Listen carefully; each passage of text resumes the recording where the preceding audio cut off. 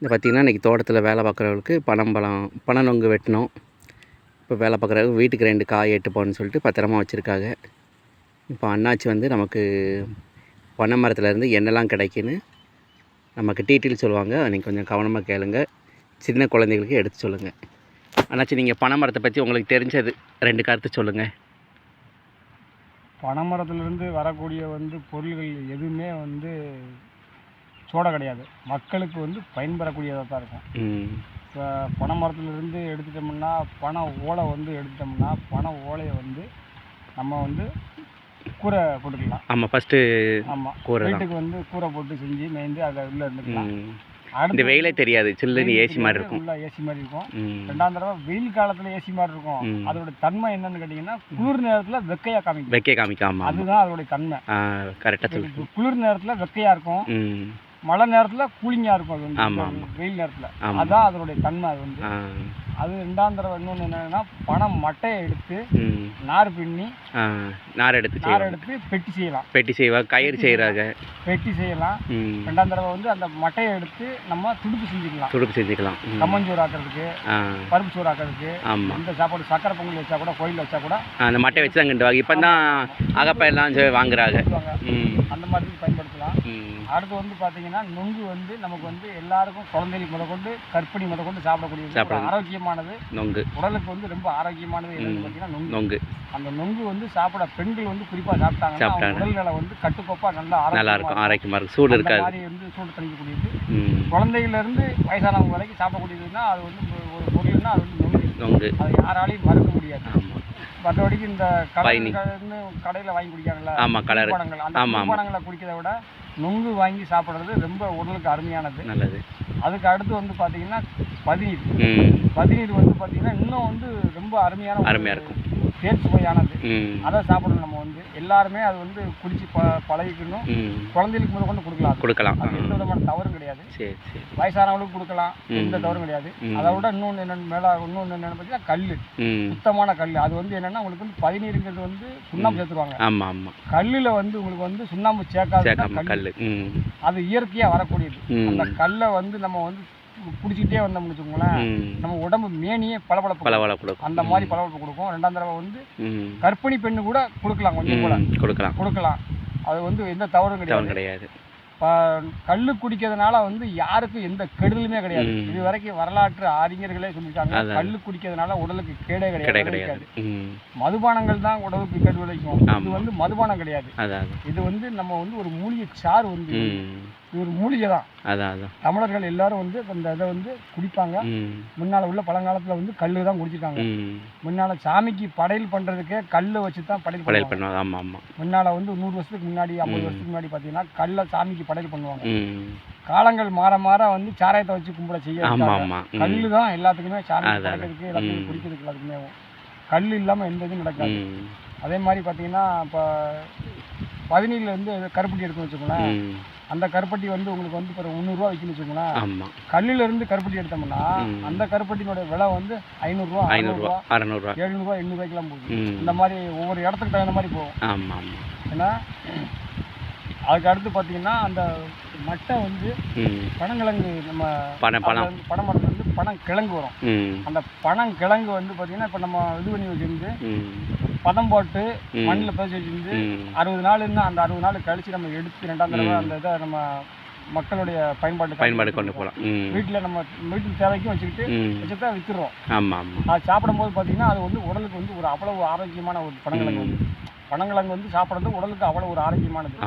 பனங்கிழங்கை சாப்பிட்ற முறை அப்படின்னா அது இப்படியும் சாப்பிடலாம். பனங்கிழங்கு காய போட்டு அதை பீஸாக கட் பண்ணி போட்டு நம்ம மில்லில் கொண்டு போய் அரைச்சி, திருவையில் கொண்டு போய் அரைக்க முடியல, அரைச்சி அது மாதிரி பொடி மாதிரி பண்ணி அது சப்பாத்தி மாதிரியும் போட்டு சாப்பிடலாம். சப்பாத்தி மாதிரியும் போட்டு சாப்பிடலாம். வயசானவங்களுக்கு கொடுக்கலாம், குழந்தைகளுக்கு கொடுக்கலாம். ஒரு கெடுதலும் கிடையாது. வெளிநாட்டுக்கெல்லாம் அதை ஏற்றிட்டு கொண்டு போகலாம். அது அங்கே வெளிநாட்டில் அங்கே தெரிஞ்சிருக்கு உணவு என்ன வகைன்னு. ஆனால் நம்ம நாட்டில், தமிழ்நாட்டில் உள்ளவங்களுக்கு தெரியாது. இந்த பனைமரம் எங்கே இருக்குன்னு பார்த்தீங்கன்னா நம்ம தமிழ்நாட்டிலையும் நம்ம தாய்நாடான இன்னொரு நாடான இலங்கையில் தான் இருக்குது. எந்த நாட்டிலையும் கிடையாது. ஏன்னா அது நம்ம தாய்நாடு தான். அங்கேயும் நம்ம தமிழ்நாட்டு மட்டும்தான் இருக்குது, வேறு எந்த நாட்டிலையும் கிடையாது. அது நமக்கு இந்த பனைமரம் கிடைச்சது நமக்கு ஒரு பெரிய வரம். அது தமிழனுக்கு மட்டுமே உரிய சொத்து. இப்போ பனைமரமே யாருமே நட்ட மாட்டாங்களே. பனைமரம் நட்டாததுக்கு காரணம் என்னன்னா, அதை அரசாங்கம் ஊக்க வைக்கல. பனை ஏறுறவங்களை பார்த்தா ஒரு இழிவா நினைக்கிறாங்க. பெரிய அது வந்து ஒரு பெரிய கொடுமையான ஒரு விஷயம். அந்த இதை நினைக்காம மக்கள் எல்லாரும் அதுக்கு ஊக்கமாக கொடுத்து பனை ஏறுறவங்களுக்கு ஊக்கம் அரசாங்கம் கொடுத்து அவங்கள வளர்க்க சொல்லி அதை ஊக்கப்படுத்தணும். பனை மரத்தை வந்து கொத்து கொத்தா இருக்கிற இடத்துலலாம் வெட்டி சாய்க்கிறத நம்ம கண்ணுக்கு முன்னாடி பார்க்கும். காவல்துறையை வச்சு நிறைய இடத்துல வந்து பண்ணிக்கு கட்டியிருந்தா கூட அதை வச்சு உடைக்கிறது, அடக்குமுறையெல்லாம் நம்ம பார்த்துட்டு தான் இருக்கோம். அதையெல்லாம் பண்ணணும்னா அது விவசாயி வாழ்வான். இதை வந்து நம்ம கல் வந்து எல்லாரும் இறக்கி இது பண்ணாங்கன்னா விவசாயி வாழ்வான். அதை வந்து காவல்துறையை வச்சு அரசாங்கம் முடக்க நினைக்குது. அதையெல்லாம் சரி பண்ணணும் அப்படின்னா நம்ம அதை வந்து சரி பண்ணணும் அப்படிங்கிறது நம்மளுடைய கோரிக்கையாக இருக்குது. அது அரசாங்கம் தான் அதை முடிவெடுக்க முடியும், பண்ண முடியாது. எல்லா மக்களும் பிழைக்கணும் கோரிக்கையாக தான் நம்ம சொல்கிறோம். அது அரசாங்கம் தான், வரக்கூடிய அரசாங்கம் தான் அதை சரி பண்ணணும். வந்து இது வந்து மக்களுடைய பயன்பாட்டுக்கானது, இது சுகாதாரமானது, எந்த கெடுதலும் கிடையாது. கெடுதலாக இருந்ததுன்னா நம்ம அதை செய்ய போகிறது மக்களுடைய தேவைக்கு நல்லது தான். ஆனால் அதை அரசாங்கம் வந்து முன்னெடுத்து செய்யணும். ஆனால் அந்த அரசாங்கமே அதை கேடு விளைவிக்கு செய்யக்கூடாது அப்படின்னு சொல்லி. இப்போ ஓலையிலேருந்து நமக்கு கூரை பயிராக பிறகு ஓலைப்பெட்டி, ஓலைப்பெட்டி, ஓலை கொட்டானு எல்லாம் செஞ்சு அந்த அதான் கூரை மேயறோம்ல, கூரை மேயதோட அது முடியல.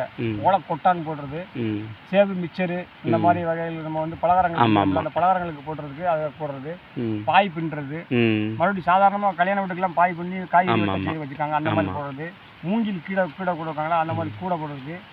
இது இந்த பனை மரத்தில் வந்து பார்த்தீங்கன்னா உங்களுக்கு வந்து அந்த கதிர் இருக்கா, கதிர்லேருந்து மட்டை வரைக்குமே நமக்கு வந்து கீழே பம்பா போகுது.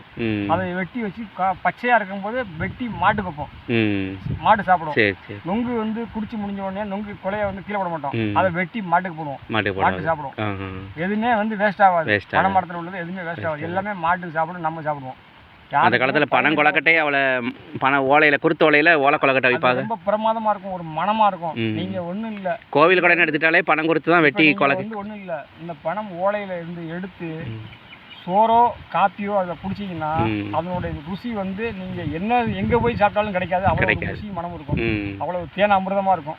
இப்போ வந்து புறமே பாலித்தீன் பேப்பரை வச்சு பயன்படுத்தி இந்த கவர் தயாரிக்காங்க. அதை மக்கள் பயன்படுத்தக்கூடாது அப்படிங்கிறது என்னோட கோரிக்கை.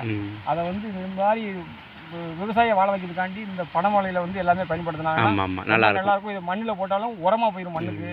இது மண்ணுக்கு எந்த கெடுதலும் விளைவிக்காது.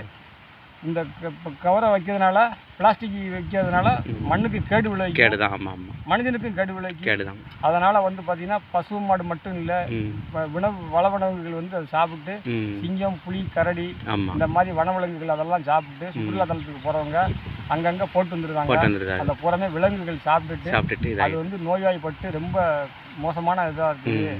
இப்படியே போச்சுன்னா நம்ம உலகம் வந்து இன்னும் கொஞ்ச நாளையில் அழிஞ்சிரும். நம்மளால யாராலையும் காப்பாற்ற முடியும். இயற்கை இப்போதைக்கு நம்ம பயன்படுத்தலாம். இயற்கையை வந்து நம்ம பயன்படுத்துறதுக்கு வந்து இது வந்து நம்ம ஒரு ஆளாக செய்ய முடியாது. அரசாங்கம் நினச்சா ஒரு நிமிஷத்தில் செய்யக்கூடிய வேலை. இதை வந்து அதை அரசாங்கம் தான் இதை முடிவு பண்ணி செய்யணும். நம்மளால ஒன்றும் செய்ய முடியாது. இந்த பனை மரத்தை வந்து பாதுகாக்கணும் அப்படின்னா இது வந்து அரசாங்கம் தான் முடிவு பண்ணணும். நம்ம வந்து நம்ம இருக்கிற வரைக்கும் நம்ம விவசாயி எல்லாமே பாதுகாப்பாங்க.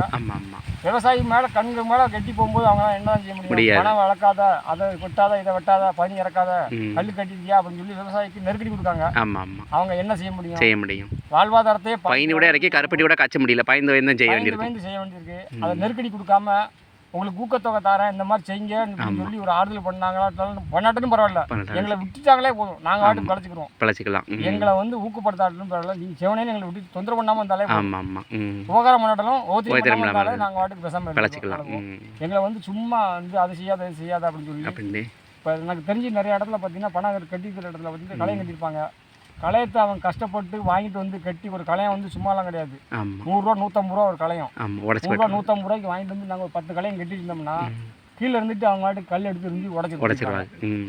அதனால வந்து அவங்க நட்டம் கிடப்படுறது இல்லை, அவங்களுக்கு வந்து உடச்சி பிடிச்சி அவங்க வாட்டுக்கு போயிட்டே இருப்பாங்க. நமக்கு தான் நட்டம். என்ன சட்டப்படி என்ன நடவடிக்கை எடுக்கணுமோ அதை தான் எடுக்கணும், அதை உடைக்கக்கூடாது. அதை வந்து காவல்துறை புரிஞ்சுக்கணும். என்ன எடுத்தம் கவுத்தன்னு பேசக்கூடாது. காவல்துறை வந்து நடவடிக்கை எடுக்கணும்னா சட்டப்படி நடவடிக்கை எடுக்கணும், பானை உடைக்காமல் நடவடிக்கை எடுங்க. அதுதான் நம்மளோட கோரிக்கையாக இருக்குது. சரி, பனை மரத்தை பற்றி அருமையாக சொன்னீங்க. இப்போ உள்ள குழந்தைகளுக்கும் நம்ம இதை எடுத்து சொல்லணும். இப்போதைக்கு நாங்கள் எங்களுக்கு தெரிஞ்ச அளவுக்கு நாங்கள் ஒரு வீடியோ எடுத்து போட்டிருக்கோம் வேலை பார்க்குற இடத்துல. நீங்கள் தப்பாக இருந்தாலும் மன்னிச்சிக்கோங்க, கரெக்டாக இருந்து ஏற்றுக்கோங்க, சந்தோஷமாக ஏற்றுக்கோங்க. ரொம்ப தேங்க்யூ. வீடியோவுக்கு பதில் சொன்னவங்களுக்கு ரொம்ப தேங்க்யூ. வீடியோ பார்க்குறவங்க கண்டிப்பாக ஷேர் பண்ணுங்கள், சப்போர்ட் பண்ணுங்கள். தேங்க்யூ.